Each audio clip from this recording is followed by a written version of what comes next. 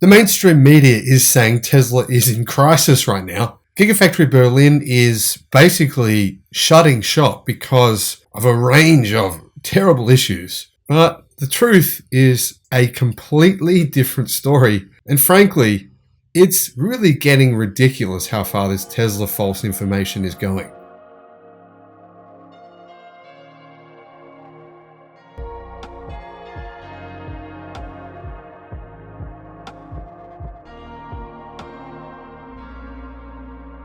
Hello my friends, welcome to the channel. Hope you've had an awesome day. It's been an amazing day here in Melbourne, Australia. I mean, it's the middle of winter, yet it was like, 14 degrees today, perfectly sunny. Couldn't ask for a better day, just amazing. My boys and I went and played some basketball, had a great time, rode their bikes around, did some sprint training. My little 5-year-old was he's about to turn 6, Cal. He was amazing. I don't know what's happened, but I got him a new bike, bigger size than his old bike's, tiny bit too big for him. And I thought he'd be struggling on it, and he did struggle on it for a couple of weeks. Now, all of a sudden, he's just become a machine. You should see him. He's so fast. It's really exciting to see. Anyhow, what's going on with Tesla and their Gigafactory in Germany? Well, yeah.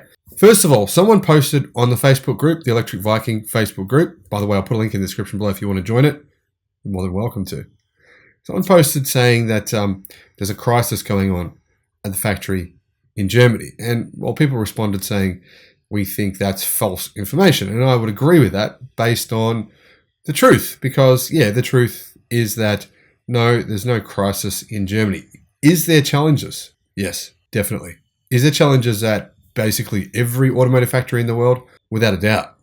Absolutely. You know what? It would be an insanely stressful job to make something like a gigafactory run smoothly. Imagine all the moving parts, all the things you need, all the supply lines, all the different personalities you got to get meshed together, the robots that break down. There would be so many challenges. Challenges, not problems. Really. Using the word problem to me implies you're looking at this situation just in a negative way. You're just saying the cup is half empty, not half full. Challenges, the cup's half full. That's what I think anyway. Let me know what you think in the comment section below. Am I being, overly optimistic? I don't know. However, today, after reading this report, seeing Tesla shares go down even more, I went, sweet. And I pretty much used some of my spare change to buy some more. And you know what? If you're not doing the same thing right now, loading up on Tesla stock, well, you better be buying another EV maker right now, NIO, XPeng, for example, or BYD, or I think you're going to be missing out on the opportunity of a lifetime. Now, not for you Aussies. You Aussies, don't listen to me. I cannot give you any financial advice at all. Otherwise, I'll go to jail and be locked up for another 500 years. No, jokes, but I'll get some very, very serious punishment. I think it's like a $400,000 fine, which is insane. However, I will just tell you right now that I own stock Tesla, XPeng, NIO, BYD, Alibaba, less than those four though, and Google, and a few others as well. But they're the main ones. They're the main ones. Right now, the prices for all those companies, in my view, are historically low. Historically low as in where they're going to be by 2030 will be 5 to 10x where they're at now. Now, I don't agree with a lot of people. There's a lot of people on YouTube saying, you have to go all in on Tesla, go all in, everything you've got, every cent you've got. It just reminds me of that fool who went and invested all of their net worth into Lucid, right? Look where Lucid is now. They lost 80% of their net worth because they were so confident in one company. I mean, here's the issue, right? Tesla could potentially, they could hit the jackpot. That company could be, worth 5 times more than Google by 2030 or 5 times more than Apple. It's very possible. If they pull off what they plan on doing, that is possible. But it's also possible that Elon Musk could drop dead tomorrow.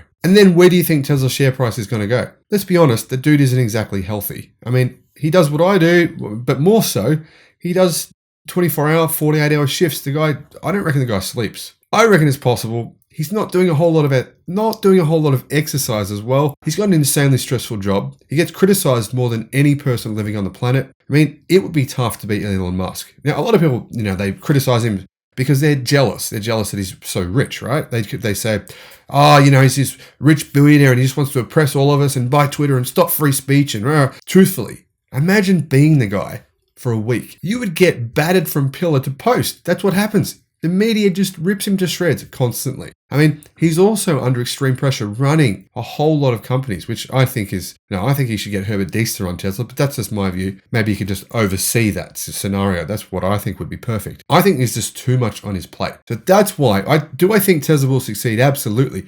But if Elon Musk does drop dead within the next 5 years, what's going to happen to Tesla's stock price? Well, yeah, doesn't matter what. Doesn't matter how well Tesla is doing.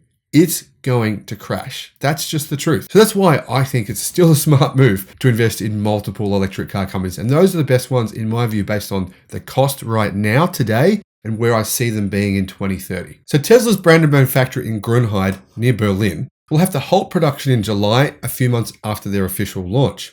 The reason, according to media reports and based on unofficial sources, Tesla has to stop production of the Model Y in Germany to apply changes to refine production processes and cut the time at particular manufacturing stations. It's just an attempt to increase efficiency. Efficiency is insanely important at Tesla. I mean, the person who I just talked about, right, who I think would be a great CEO for Tesla, Herbert Diess, that guy was just amazed by the efficiency at the Gigafactory in Germany. He just said, how are they doing this? It's amazing. 10 hours to build an EV. It's taking us 30. We're way behind. And he openly admits to that fact. That's not me making that up. He just said that word for word, almost word for word. I think Tesla's saying, well, 10 hours. Why 10 hours? Why can't we make it 9 hours? How much money do we save by going from 10 to 9, for example, right?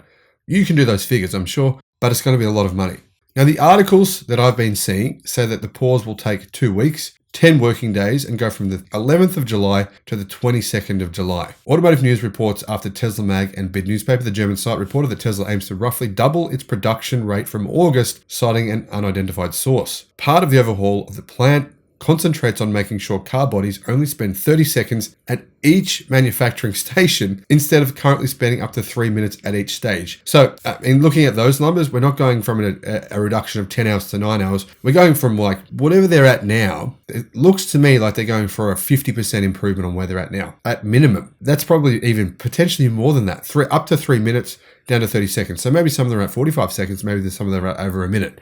I'm going to guess there's around about a 50% reduction in terms of the speed Tesla can get the vehicles out. But the overall point here is what? It's this. How do we get the production to double based on how we're doing things right now? Efficiency, efficiency, efficiency. Let's note, Tesla Giga Berlin Brandenburg plant achieved a milestone of 1,000 Model Y cars produced per week in June.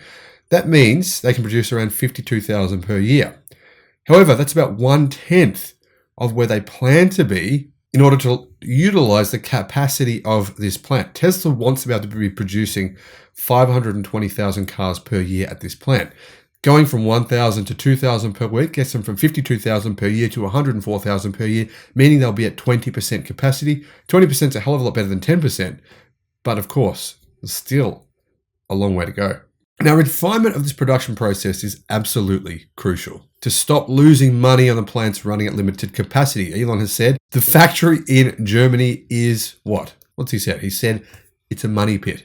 It's a money pit and it's burning through money like a raging fire, something along those lines. At a later point this year, it's expected that Tesla will also add a third production shift at the site. And to encourage employees, the company is increasing wages. People have been complaining wages aren't high enough, even though they only just took a job there. So, I mean, you work for a few months and start whining wages aren't high enough. It seems like maybe you should just negotiate for a higher wage to begin with. Could be an idea, tip for you, just a general life tip. Anyhow, simultaneously, Tesla is upgrading its Chinese plant this month. Model Y assembly line in Shanghai will be halted for the first 2 weeks of July, followed by the Model 3 line halted for 20 days. What's the reason? Well, Tesla is going to go from being able to produce 15,000 cars per week at Shanghai to 22,500. That puts them with a capacity to produce 1.2 million vehicles per year. And then they want to double the size of that factory in Shanghai. That, my friends, is crazy. The reason it's even crazier is because of the batteries Tesla are going to be using. Now, I'm not talking about 4680. I'm talking about CATL batteries. If you haven't seen my video talking about how that is a game changer for not only Tesla, but for CATL, you need to. If these CATL batteries come out within the next 6 months, which I assume they will, energy density improvements, pack capacity density improvements are insane. And the reality is, CATL is building a factory essentially for Tesla 3 kilometers away from the factory in China, which is going to be supplying with these batteries and these packs, right?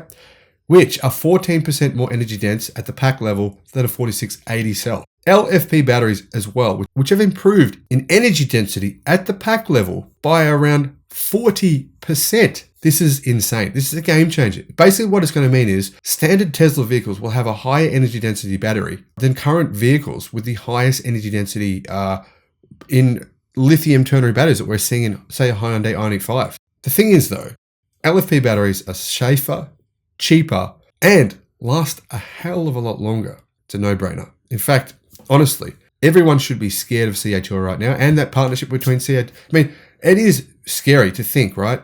The biggest battery company in the world is basically partnering, or is the biggest partner of the biggest electric car company in the world, right? The two biggest get together to just take over the world. No one's even noticing it. I can't understand why no one's noticed this, because it's absolutely a game changer for both CATL and Tesla, and it should be putting a lot of fear into legacy auto. Now, once the work is completed in China, Tesla will be producing well over 100,000 electric cars per month. Per month. That's not per year, per month from that one factory in Shanghai. And the crazy thing is, people don't realize that Tesla is making at minimum 35% profit per car sold from China. What does that mean? A massive increase in Tesla vehicle profits. Thank you for watching, and I'll see you again on the next video. Bye-bye.